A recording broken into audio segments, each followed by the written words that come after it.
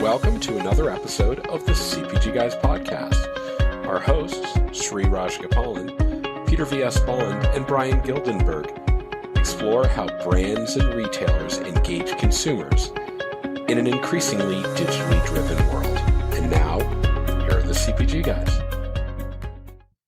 Hello and welcome to the CPG Guys podcast, where we explore the omnichannel digital journey of brands and retailers. I'm your co-host, PVSB, and when I'm not co-hosting this podcast, I serve as Partnership Acceleration Lead at Flywheel Digital. I'm joined today by one of my fellow CPG guys. He is the managing partner for North America of Retail Cities. He's the founder and CEO of Confluencer Commerce, and he's host of both the Gildenberg Omnicomment, which is visible on the CPG Guys LinkedIn page, and of course, CPG Guys Fast Forward podcast. Of course, I'm talking about my friend, Brian Gildenberg. Hey, Brian, how you doing?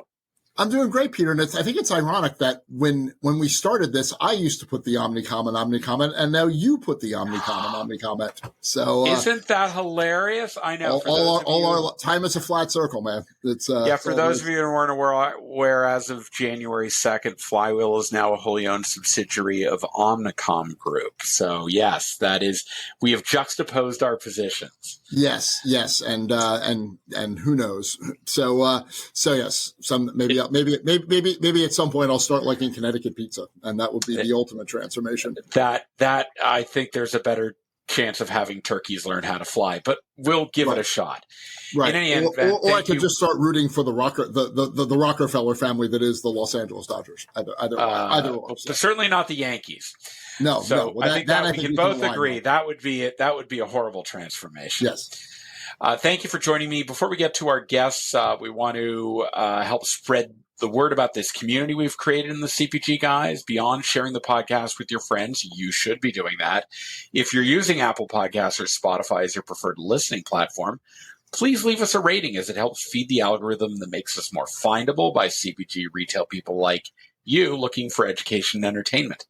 We're very happy that the CPG Guys is part of an impressive collective of highly rated podcasts, including Brian's very own CPG Guys Fast Forward, CPG Scoop with Reese and Jennifer, and of course, the FMCG Guys with Daniel, Frayne, and Christine. And finally, we're really proud of our allyship with Next Up, whose mission it is to advance the cause of women in business and promote gender equality in the workplace. Next Up has terrific educational and networking resources available. And as you may know, Sri serves as a director of Next Up. Links to our podcast collective, our landing page on Next Up's site, and of course, links to Sri's two daughters and their social media personas and their professional entertainment pursuits. They can all be found in the digital liner notes of this episode. So, as to this week, Brian, you recently had a conversation with two people from Stratacache as part of a LinkedIn Live hosted on the CPG Guys Network. And this is about an event that they've got that is attached to the upcoming NRF Big Show. Can you talk to us about who they are and what this big event coming up is all about?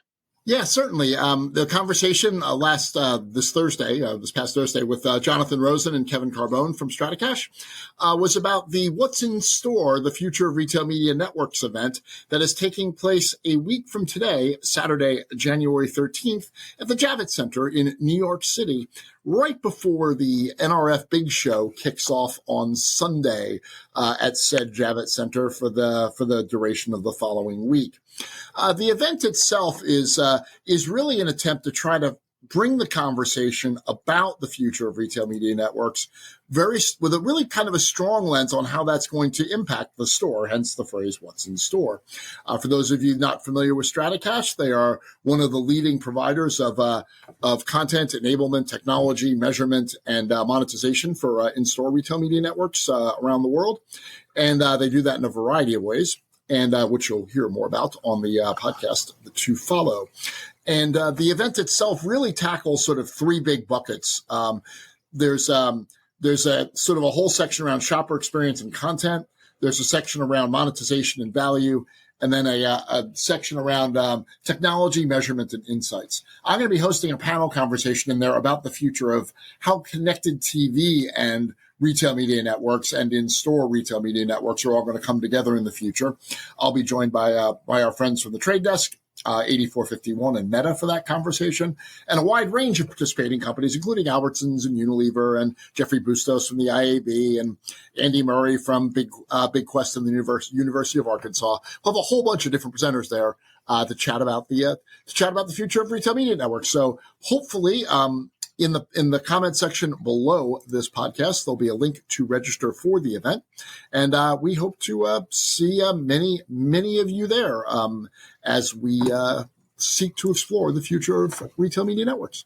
Yeah, we're going to include a link in the digital liner notes of this podcast episode to the registration page for this. So if you're planning on being at NRF and you're in the New York area, please check this out. This is going to be a must-attend event as a precursor to NRF for people that are involved in retail media. I've got to tell you that what Stratacache is doing from my perspective is really widening the value that retail media brings to the equation. You know, obviously there's a lot of excitement and talk about upper funnel offsite activity. Really what Stratacache is doing is reaching a whole audience that's still shopping in physical stores. They may not be connected to linear television anymore, but they certainly are shopping physical, and the ability to engage with them through in-store digital platforms is really fascinating, and it provides the scale that traditional mechanisms like linear television and print advertising are no longer able to address. So it sounds like it's really going to be a great event, Brian. And for those of you who are, as I said, going to be at NRF, make sure you add the Saturday onto the agenda. You're not going to be disappointed. So with that, Brian, why don't we, without further ado, turn over the rest of this episode to your conversation with Jonathan and Kevin. Hi there, everybody, and welcome to this edition of the CPG Guys podcast.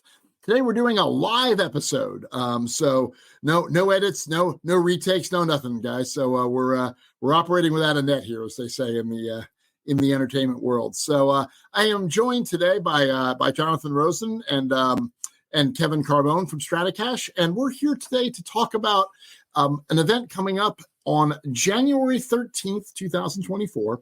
At the Javits Center in New York, right before the NRF Big Show, called What's in Store for Retail Media Networks. This event is co-sponsored by the National Retail Federation, or NRF, and Stratacache, and should be an excellent event. And Jonathan and Kevin are we're all gonna have a little conversation about what that event's gonna look like, why you should go. Apart from that, we'll all be there, and what some of the potential benefits are. So before we jump into the event, Jonathan, Kevin, I don't know how you want to divide and conquer on this, but certainly introduce yourselves to the audience as well as what you do and kind of what Stratacache does as well. That'll be a good starting point, I suspect. Sure, I'll talk about me because Kevin and I work together, and Kevin does more. I lead content and creative strategy for Stratacache. It's a big job involving harmonizing what we do in stores with technology, with the customer experience and monetization and brands. So it's kind of all these people come to the party to be in the store, and it's about providing an experience for the customer that wins for all of these parties, retailer, brand, and customer. My affiliation with this show is this is a topic that is near and dear to our hearts. In-store retail media. I work for a division of Stratacache called PRN.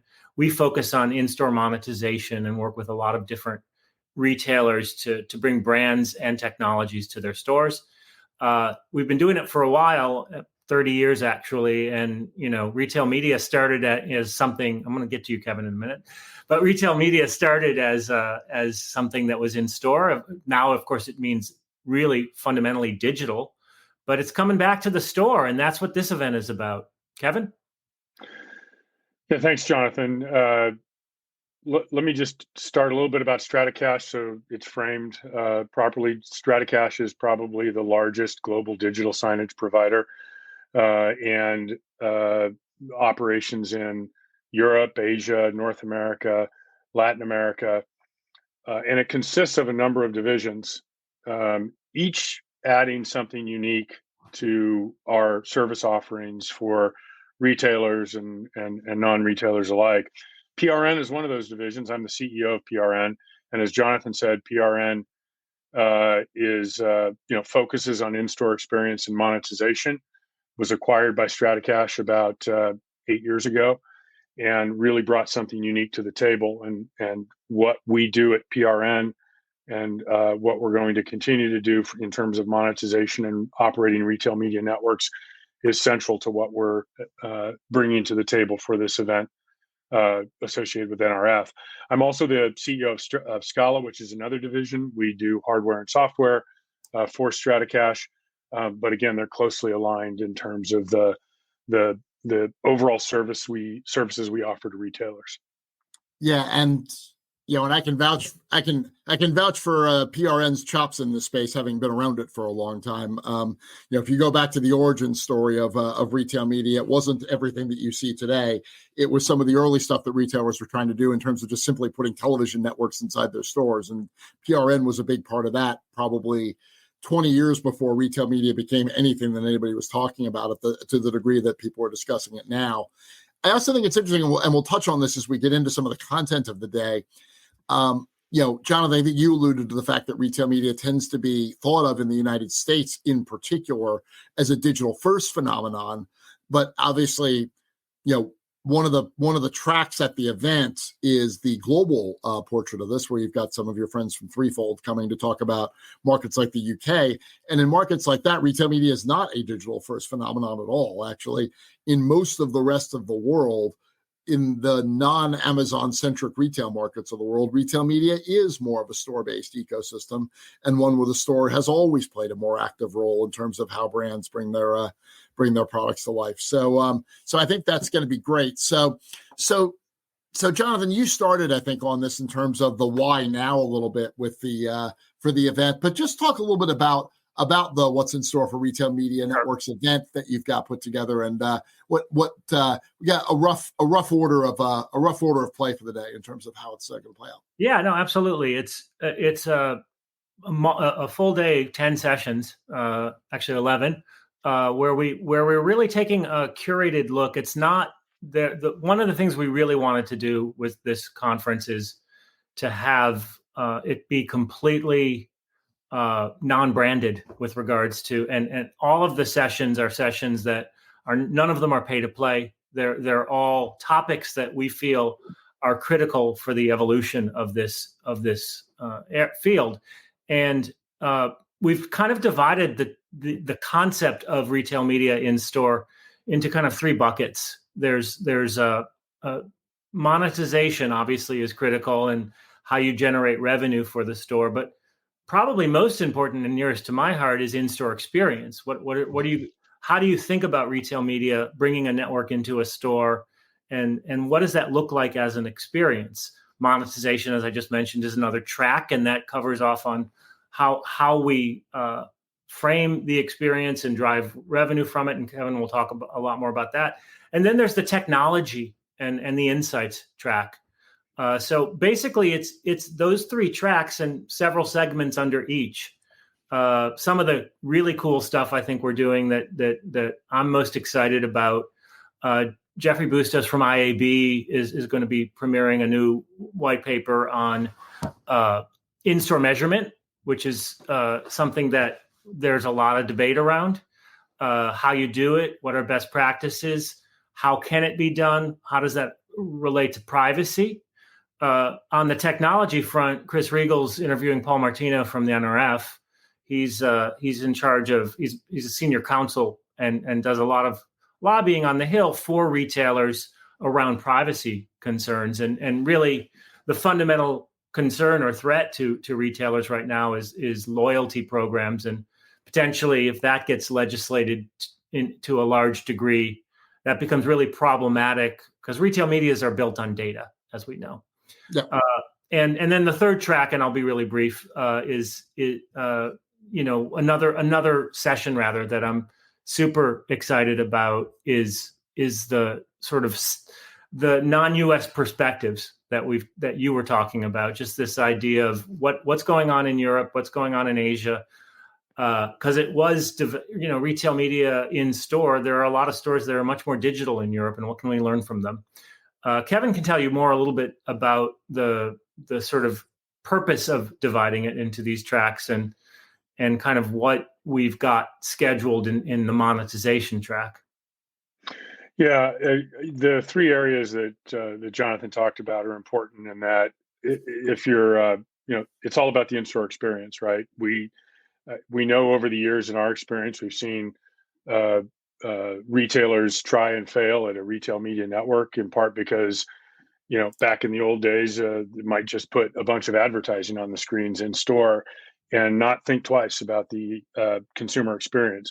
I think Andy Murray, who is our category captain on the in-store experience side, will speak very eloquently at this conference and have guests who support this, that it really is all about the in-store experience and the shopper experience. So retail media network has to complement and facilitate that shopper experience. And so we have a number of sessions where we have leading brands and retailers talking just about that. So that was a very important foundational theme within this conference. Jonathan then mentioned the technology piece.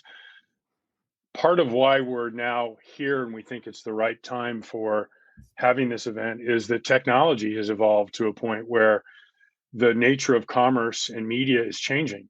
Quentin George will have a piece, one of the leaders and leading the commerce media practice at McKinsey has a panel discussion, and we'll talk about the changed nature of commerce, where now we have joined media impressions with actual transactions and the power of first party data. So our technology sessions are full of discussion about how technology is facilitating these new possibilities for retail media. And then, of course, the third theme, which is monetization and value, and I'm a category captain for that one, is really all about why should retailers be doing retail media networks? Why should they see the possibility in this? Well, the answer is that it leads to the growth in long-term enterprise value. And there are a number of ways number of sources of value that we'll talk about in the sessions that we have in that track. So it's really it was really thoughtful. We think a thoughtful approach to how we put this together, and the experts we bring in who can talk about these three areas. Well, I think the measurement and all of those are really interesting. I do think that I think there's been a rush to quantify in this space sometimes, or a lot of questions about the quantification without, Jonathan, to the point you made earlier about just without understanding what it is people are actually trying to do in the store, like what the creative actually needs to look like to be effective in this sort of ecosystem, how it should work, how we should be thinking about that, how we should be thinking about it as a media platform and what it does. I mean, I remember, years ago, working with Unilever on some of this stuff, and they had all sorts of ideas about what they were trying to do from a media point of view at shelf with pretty rudimentary early on screens. And they found out that the messaging they were using was in a category. It was Axe, actually. And they found out that the messaging they were using worked great for the teenage boy who wants to use Axe. It was a lot of teenage boys getting attacked by beautiful women, but forgetting that at the shelf, that's not who's engaged in the Axe process. The teenage boy never buys Axe; their mom does, and the last thing in the world mom wants to see is that at the point of purchase. So I think there's a lot to this idea around what's the right content for the store environment that can really bring that consumer engagement to life the right way. Yeah, particularly in categories where the shopper and the consumer are different people, yeah. And then the measurement side, and anybody who follows me knows that whenever Ben Reynolds, who's one of your colleagues on the measurement side at Stratacache, whenever Ben and I are reviewing a retail media event, wherever we are, we're always talking about the in-store measurement capability and the ability to actually get to a point where you can start to measure the store basically exactly the same way you measure a website. And that basically every sort of movement that someone takes in the store is like clickstream behavior, and it's traceable.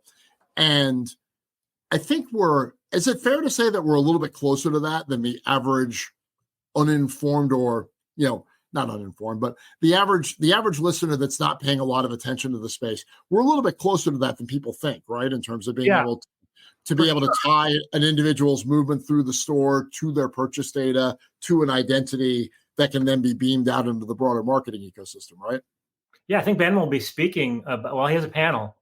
He does. With a couple of folks from LiveRamp, and that opens up it's really the concept of clean rooms and the technologies of how you measure in store.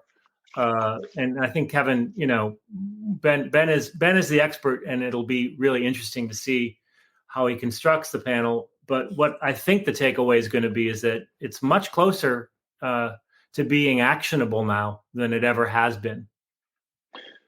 Yeah, I think it'll be a great session. Actually, again, we've got people from LiveRamp, a couple of folks from LiveRamp, and we've got Ben, of course, knows this inside and out. We've got Threefold that'll participate in this, but it's really being able to measure the shopper behavior in store, observing what shoppers, not only what they buy, but just as importantly, maybe more importantly, what they don't buy, and then being able to take that data and use it to either deliver more relevant messaging in store, or more importantly, to be able to take that data and combine it with online data and behavior, and be able to deliver messaging and reach and target those customers when they're sitting at home in front of their TV, watching streaming TV, a streaming service, or when they're on their phone or online.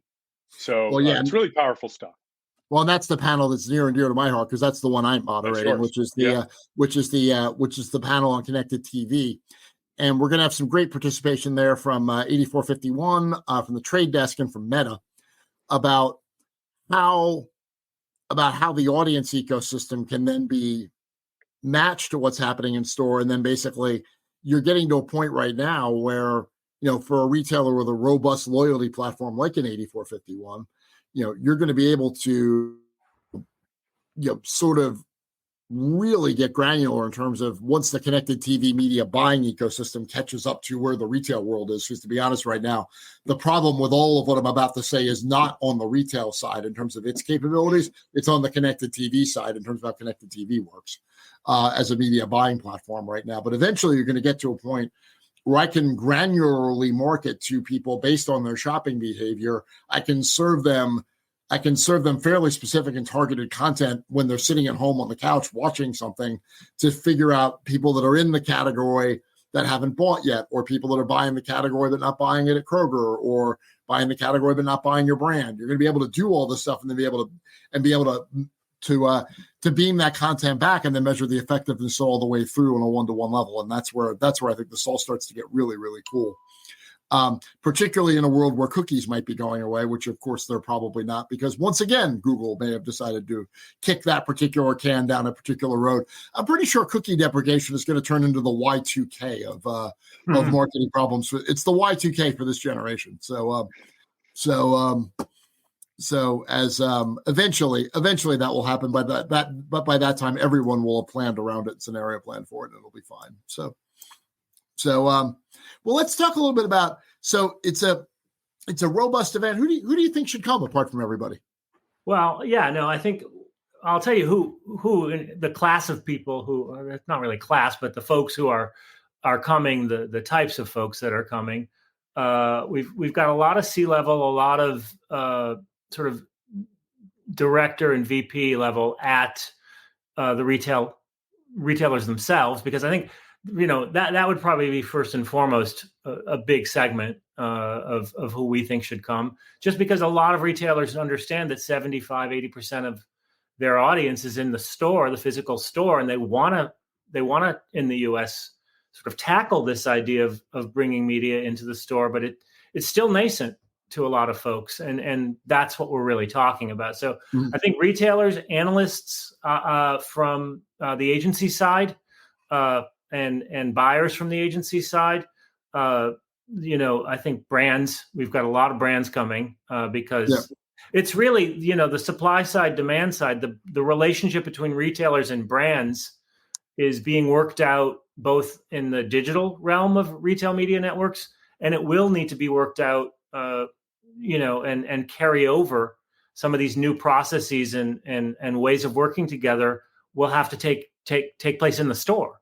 So, and we do have a lot of content kind of revolving around that, how to speak the same language and what's really working right now in terms of unifying brands and retailers. The easy money is gone online retail media networks, and really this is about the right experiences in the store that create that triple win. So anyone that's thinking about how the physical store can be better exploited or how to maximize their digital retail media network in any way, that's who should come. Well, and I'd also put out a shout out for because NRF is such a, it's the National Retail Federation, is the most obvious thing ever. It's such a retail-centric event and has been around for years. There's a lot of the retail media world that lives in New York that's probably not aware of NRF and what it does. And it's not Cannes in June, it's New York in January. But for all that is as big a gathering of retailers globally in particular as you're going to find anywhere. And I really do think that both the content that the event is providing for the day, as well as the opportunity to just engage with people that are doing this stuff for a living on the commercial side of the business, I think is a really interesting opportunity for anyone who's New York based that's in the retail media space, either on the retailer side or on the agency side, even as a way to just get yourself more immersed and more familiar with a lot of the issues of what's happening at a store from a store basis. Because for all the joking I do about this chart, because I love Andrew Lipsman, but if it took Andrew Lipsman to tell us that more people go to Walmart than go to Walmart.com, then I don't know what we were doing for 70 years. But for all that idea that so much more of the traffic is in store, and a cursory read of almost any retailer's financial statements will reveal that so much more of the volume for them comes in store. And then from a retail point of view, the money they make on stuff they sell in stores is so much higher than the money they make in e-commerce. This is going to become a business imperative for the retailers to make sure that this plays itself out. Because if I'm a retailer today, and if you told me I could sell $1 more in store or $2 more online, I'm not sure. It would really depend on the category, which one I would choose. Because the economics of selling online in certain categories are so much worse than the economics of selling in store, that the ability to really make this in-store piece work and come to life and make the commerce conversion piece of it come to life is incredibly important. So I think that would be a pretty big potential audience as well. If you had to project in your head, like, what are some of the key takeaways you think people are going to get out of this session? Like if you had to kind of forecast up to the closing remarks where somebody will be up there recapping this event, trying to figure out how to make sense of it all. But what do you think some of the key takeaways are going to be throughout the day? What would you want people to take away in terms of what they've learned and how they would think differently about the problem?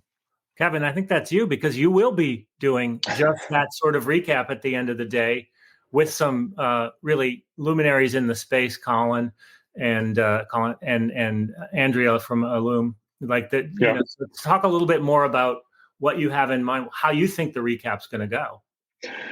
Well, I think the recap will structure it where we're forward looking. I think we'll want to take what was learned, and the people the panel will have assembled will be the perfect group of people to talk about what this means going forward, and how this view toward retail media networks evolves.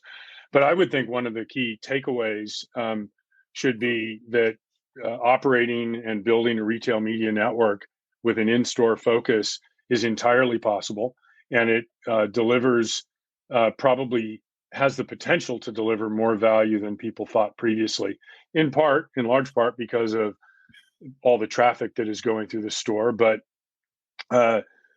just as importantly, the technology that is enabling the tracking of the behavior, the ability to take that first-party data and leverage it for monetization in store and in other areas outside the store.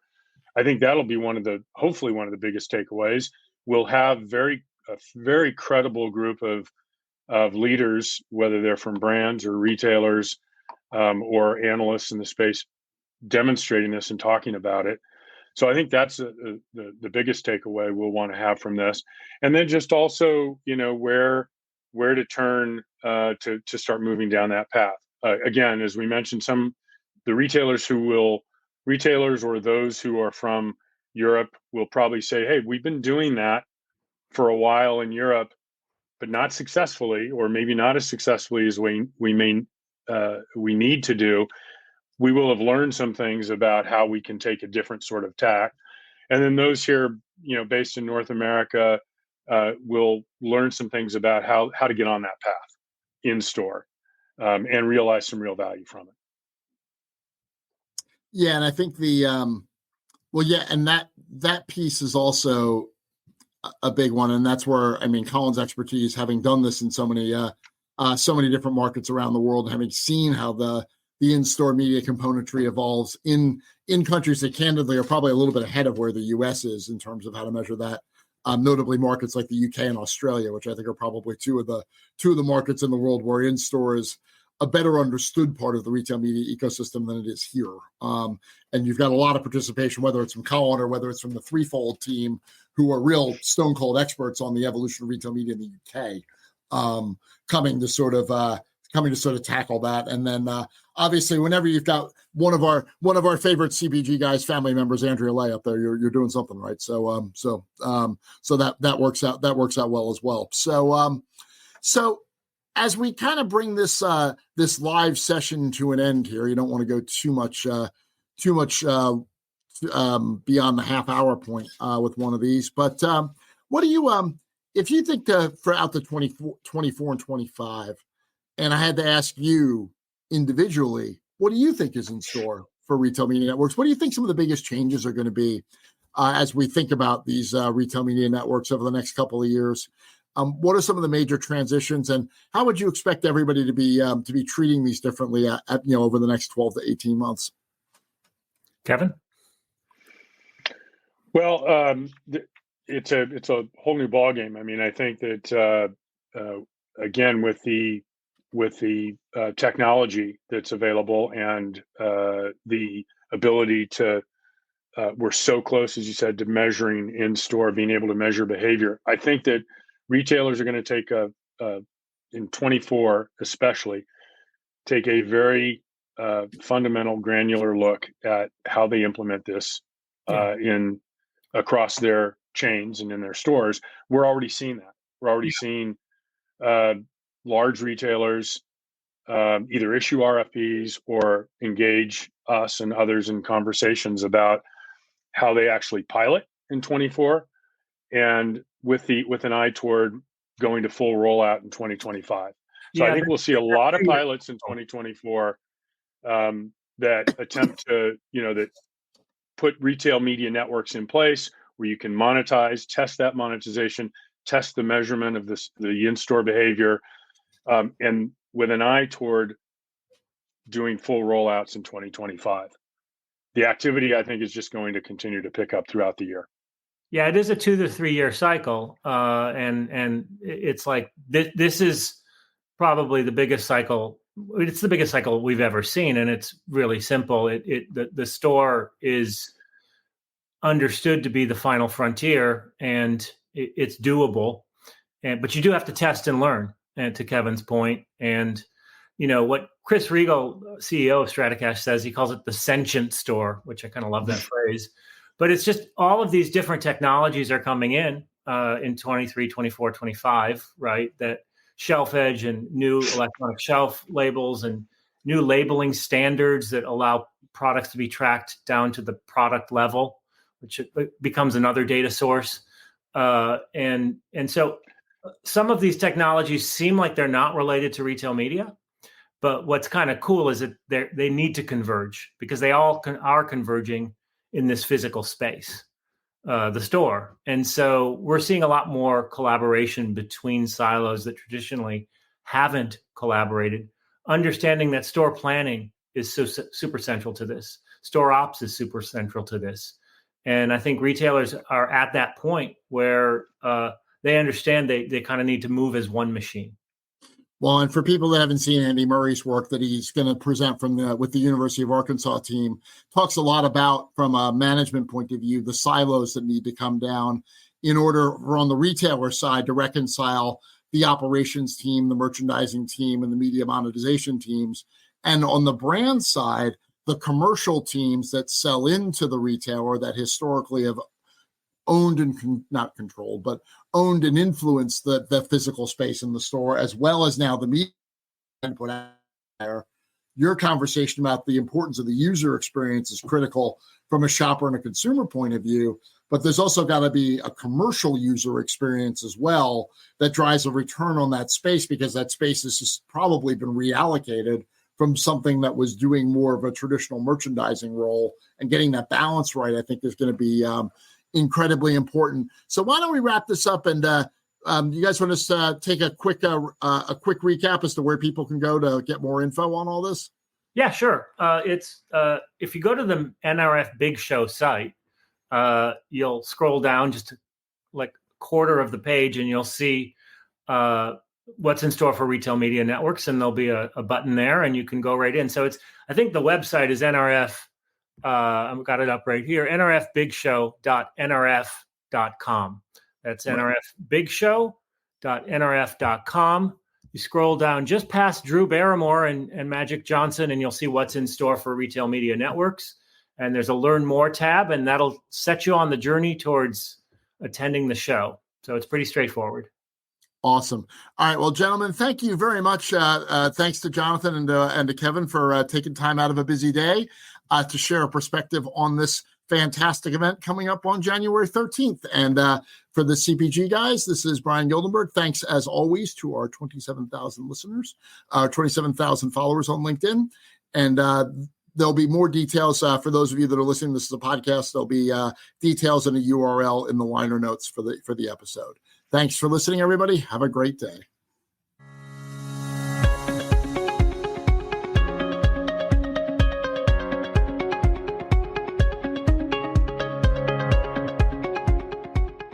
The content in this podcast episode is provided for general informational purposes only.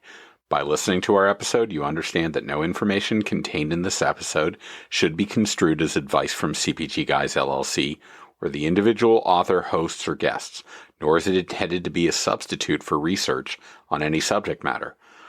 Reference to any specific product or entity does not constitute an endorsement or recommendation by CPG Guys, LLC. The views expressed by guests are their own, and their appearance on the program does not imply an endorsement of them or any entity they represent. The views expressed by CPG Guys, LLC do not represent the views of their employers or the entity they represent. CPG Guys, LLC expressly disclaims any and all liability or responsibility for any direct, indirect, incidental, special, consequential, or other damages arising out of any individual's use of, reference to, or inability to use this podcast or the information we present in this podcast.